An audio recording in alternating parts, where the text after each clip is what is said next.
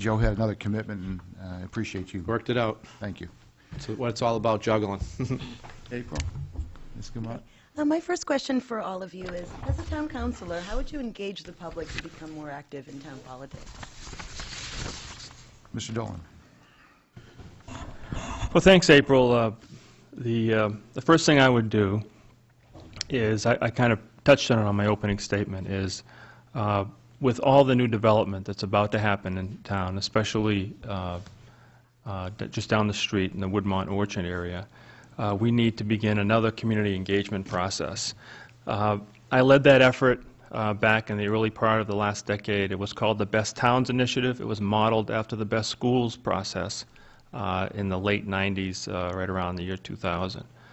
It was actually Larry O'Neill's brainchild that he handed off to me as he left office, and I executed it with the help of several hundred people in town and other leaders, and we also had some facilitators from UNH, and that process has spread across the state, as a matter of fact. But what it does is it brings together community leaders, business leaders, and interested citizens to gather their input as to what do they want to see, and not just the limited vision of 5 people in the town council and eventually a majority of 3, but what does a larger community want to see, and turn that into, through a rather structured process, turn it into a master plan. So that would include an engagement process with the resultant new master plan or a master plan appendix to the existing master plan to help drive that change going forward. Thank you.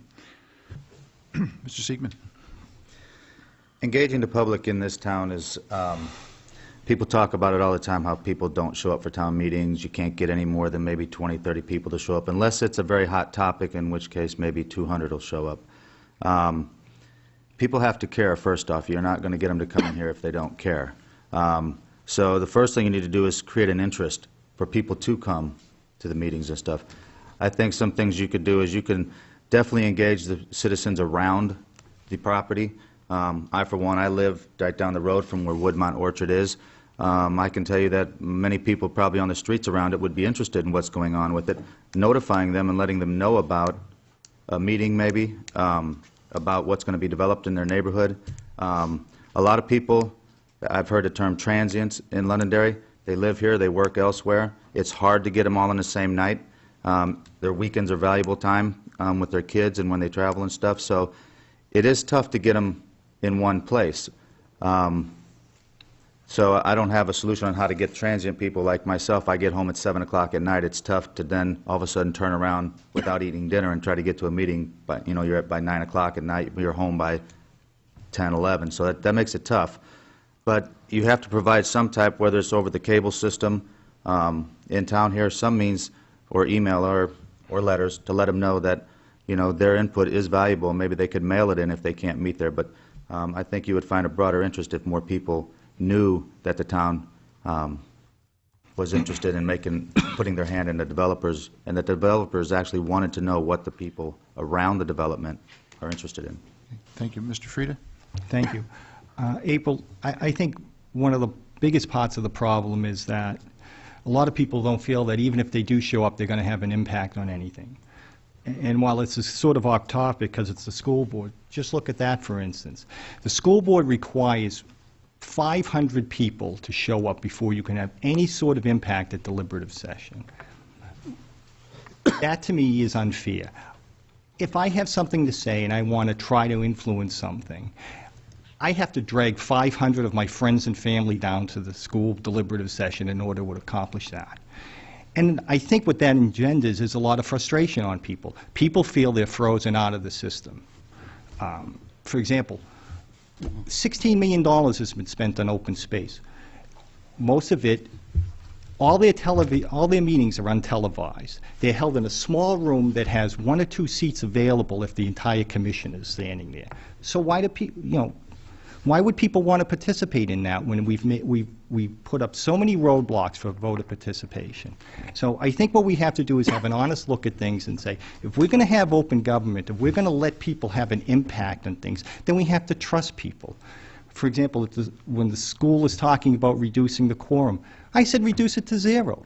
We don't have to be afraid of Londonderry's residents. They're not going to come up and say, well, let's abolish the math department. We can trust people to do the right things. We do it on the town side for spending $30 million. We could certainly do it on the school side for spending $60 million. Thank you. Mr. Farrell?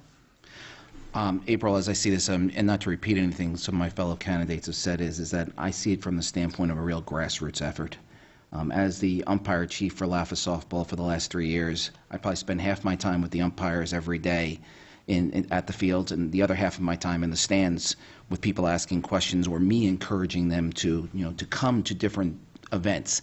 A lot of it is people just don't know what's coming. So we, as representatives of the community, have to make it, from a grassroots point of view, get the word out. That's part of our job as well. The second piece is regards to development. If we don't put an at-large committee together to actively participate with the developers, that would just be a critical mistake on our point, and that's how I would go about getting people involved. Thank you. Mr. Green? Thanks for the question, April.